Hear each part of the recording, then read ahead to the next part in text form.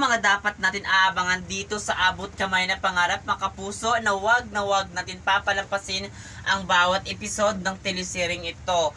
So ngayon ay delikado ang buhay ng mga tao na ito sa loob ng streets kasi nga naglilindol at hindi nila alam kung paano sila makalabas.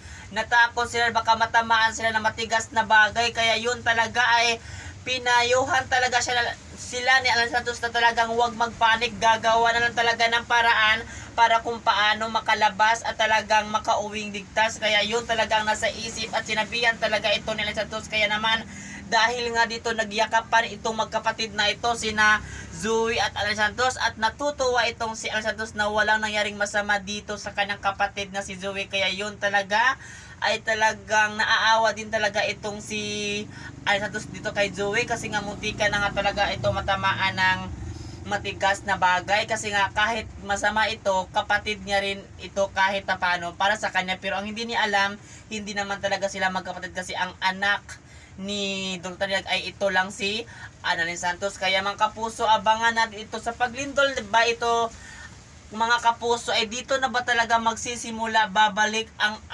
Tanyag at doon niya maalala talaga ang nakaraan niya at kanyang pagkatao. At yan ang aabangan niya natin dito mga kapuso sa Abot Kamay na Pangarap, na wag natin papalampasin ang bawat episode ng teleseryeng ito, na mas lalo na gumagandang takbo ng teleseryeng ito. Kaya ano pang ginagawa niyo dyan, lagi lang kayo manood dito. At yun lang mga kapuso, maraming salamat sa panonood. Thank you.